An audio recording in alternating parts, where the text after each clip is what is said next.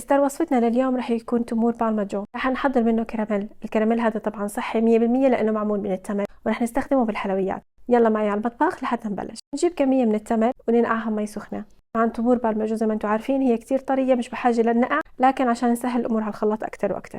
تقريبا اخذت مني كم دقيقة لحتى صارت طرية. بعدين نقلتها على الخلاط وضفت لها شوية فانيلا مش اكتر. بعدين زدت عليها مية النقع شوي شوي بالتدريج لحتى حصلت على القوام اللي انا بدي اياه. وخلال دقائق بسيطة بكون جهز عنا كراميل التمر الصحي، ورح نعمل منه عدة وصفات في المستقبل، لكن اليوم قررت اني اعمله مع كاسات البوظة اللي بالكولاج. استخدمت فناجين مقاومة للحرارة، بعدين دهنتها بالزبدة وجبت كل ورقتين من الكولاج دهنتهم مع بعض ووزعتهم جوا الفنجان لحتى غطيته بالكامل. حطيتهم بفرن على درجة حرارة 180 تقريبا. عينكم عليها رح تاخذ بحدود 10 دقائق، يمكن اقل يمكن اكتر، كل واحد حسب فرنه.